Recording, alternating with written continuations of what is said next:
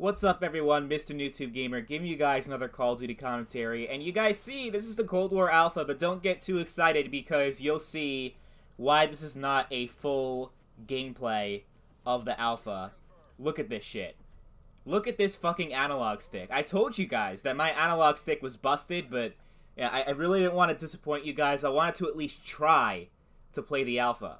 Because I found out you didn't need PlayStation Plus because I haven't been on PlayStation for a minute. It's been like 2 years since I played a game on PS4. Here's the reason why I don't play, because I just can't be bothered spending $60 on a new controller for a platform I don't use. And see this fucking right stick?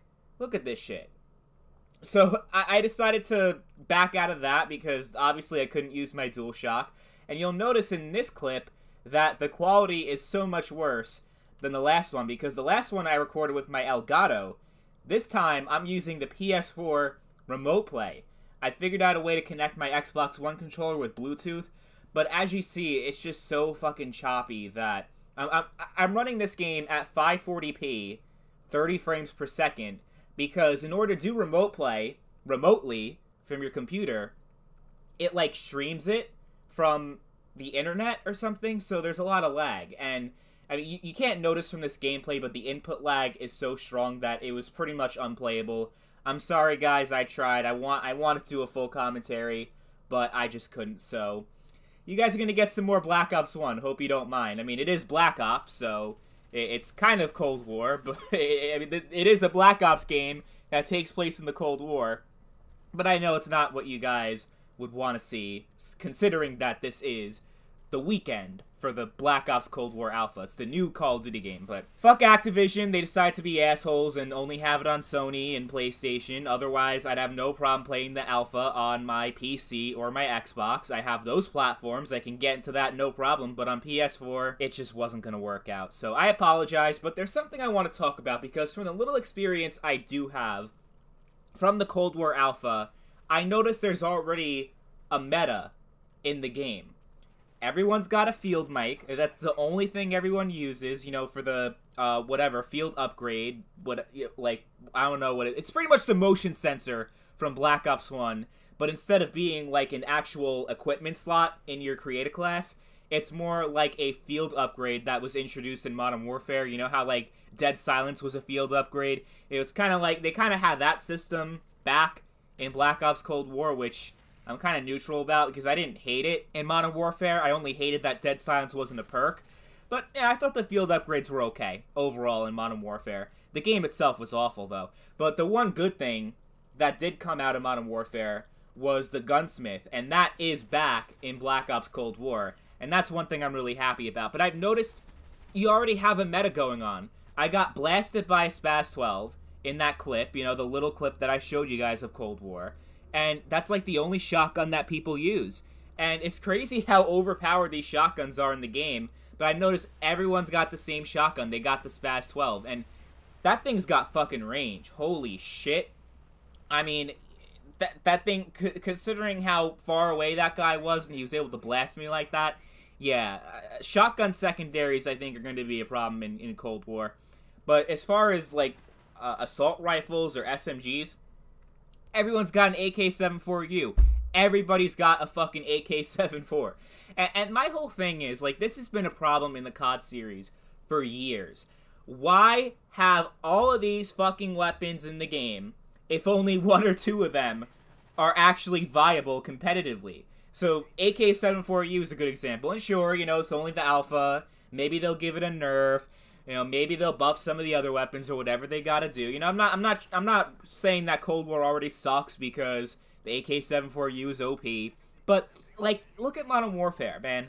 The MP5, that weapon was so overused in that shitty-ass game. At least half the lobby was using an MP5. It's just so ridiculous how OP that weapon is, and how all the other SMGs are pretty much useless because of how amazing the MP5 is compared to all the other weapons. So my whole thing is, why do we have all these weapons if only one or two of them are actually useful? It just doesn't make any sense to me. Why can't we have every weapon in the game be viable in some way? Like, why do we have to have shitty weapons in the... Like, you're better off just not having them. You know what I mean? Like, these weapons a lot of them are fucking terrible. Black Ops 1, for example, my favorite Call of Duty game of all time, but it also has the same problem where, granted, I think of all the Call of Duty games, you actually have more variety in terms of the types of weapons you could use.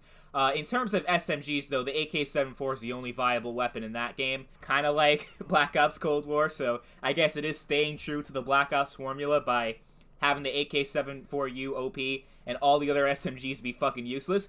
But with assault rifles, remember the AK-47, which is what I'm using in this gameplay, and the Commando?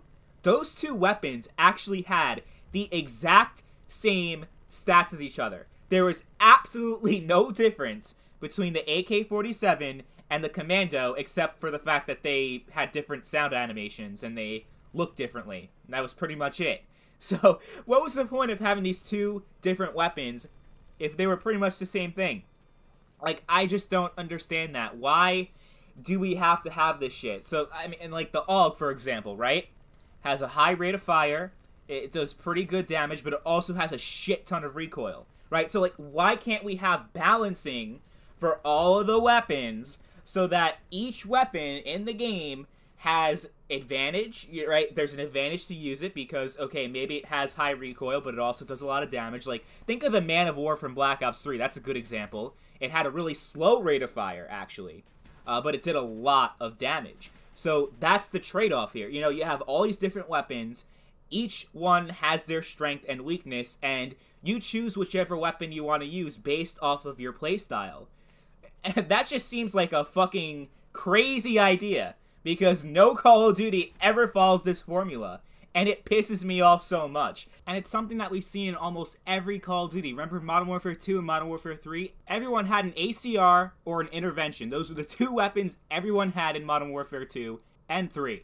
But then the whole meta thing got even worse when we had games like Black Ops 3, Black Ops 4, World War 2, where the best weapons in the game were locked behind supply drops, so not even every player had access to them, which made the problem even worse. But balancing has always been a problem since the beginning of Call of Duty. You know, in Black Ops 2, everyone had toughness because it reduced flinch quite a lot and gave you a serious advantage in gunfights, and certain perks were more useful than others. That's been the thing since the beginning of Call of Duty. Remember Call of Duty 4, the first COD to have perks?